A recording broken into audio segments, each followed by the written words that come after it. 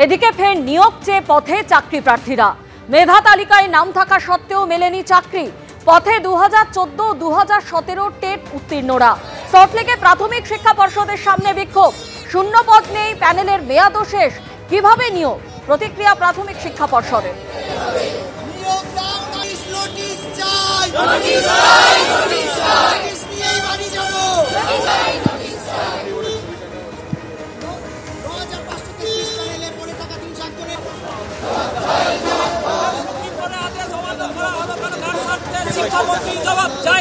যোগ্য প্রার্থী হওয়ার পরেও পর্ষদ বিভিন্ন জায়গাতে প্রেস কনফারেন্স থেকে চারিদিকে বলে বলছে 301 এখনো পর্যন্ত পড়ে আছে।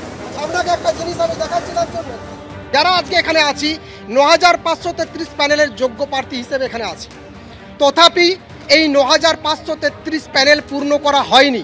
আমরা 301 জন এখনো পর্যন্ত পড়ে আছি।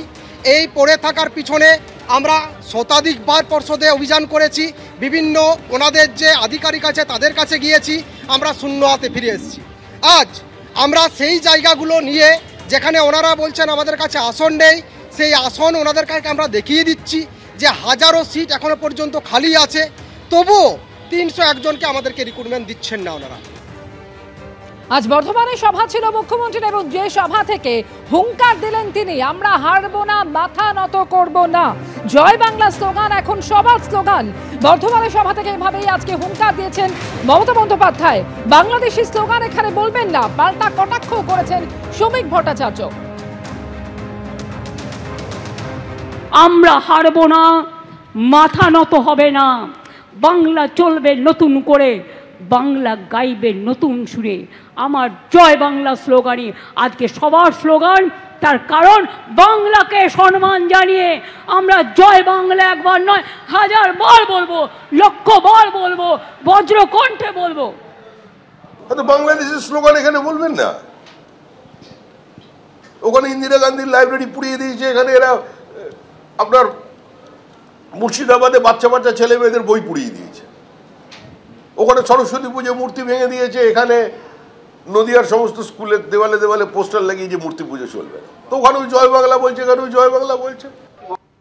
বর্ধমানে মুখ্যমন্ত্রীর সভা চলাকালীন নিয়োগের দাবিতে প্ল্যাকার্ড। মুখ্যমন্ত্রীর বক্তব্যের মাঝেই প্ল্যাকার্ড তুলে ধরেন কয়েকজন চাকরি প্রার্থী। টেলিফোনে রয়েছেন আমাদের প্রতিনিধি কমল কৃষ্ণদেব। কমল কৃষ্ণ, সেই সময় ঠিক কি পরিস্থিতি তৈরি হয়? যারা প্ল্যাকার্ড তুলে ধরেন সেই সমস্ত চাকরি প্রার্থী, তাদের ঠিক কি দাবি ছিল?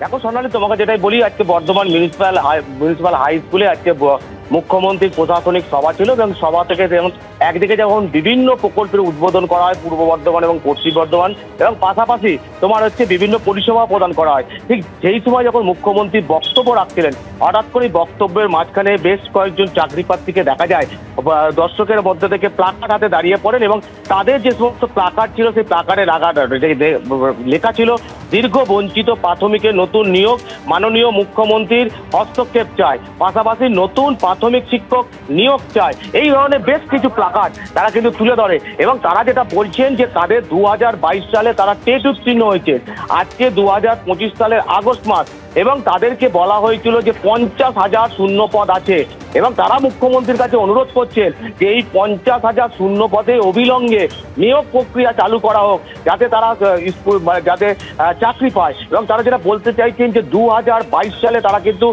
টেট পরীক্ষায় উত্তীর্ণ হয়েছেন, এবং এই প্লাকার্ড যখন তুলে ধরে তখন কিন্তু বেশ কিছুক্ষণের জন্য মুখ্যমন্ত্রী তার বক্তব্য তুলে ধরেন, বক্তব্য থামিয়ে দেন, এবং তারপরে মুখ্যমন্ত্রী বেশ কিছুক্ষণ বক্তব্য থামিয়ে দেওয়ার পর যেহেতু সেখানে পরপর মানুষজন দাঁড়িয়ে গেছিল, সাংবাদিকরা দাঁড়িয়ে গেছিল, তারা সাংবাদিকরা বসে পড়ার পর কি মুখ্যমন্ত্রী আবার তাদের বক্তব্য শুরু করেন, এবং এরপরে যেটা দেখা গেল মুখ্যমন্ত্রী মিউনিসিপ্যাল হাই স্কুল থেকে বেরিয়ে যাওয়ার পর বক্তব্য শেষে তারপর কিন্তু একজন পুলিশের কর্তা এই যে নিয়োগ প্রার্থী যারা তাদের সাথে কথা বলেন, এবং তাদের কি সমস্ত দাবি সেইগুলো জানেন, এবং তারা বারবার করে বলছেন যে তারা বঞ্চিত হচ্ছেন, এবং 2022 সালে টেট উত্তীর্ণ হয়েছেন, এবং তারপর তারা যেটা বলছেন যে 50,000 শূন্য পদে তাদের নিয়োগ করার কথা ছিল, কিন্তু এখনো পর্যন্ত কোনো রকম নিয়োগ প্রক্রিয়া হয়নি। এটাই তাদের দাবি, এবং অবিলম্বে এবং মুখ্যমন্ত্রীর হস্তক্ষেপ দাবি করছেন যাতে এই নিয়োগ প্রক্রিয়া অবিলম্বে শুরু হয়, এবং তারা যারা চাকরিতে যাতে তারা জয়েন করতে পারেন। স্বর্ণালী।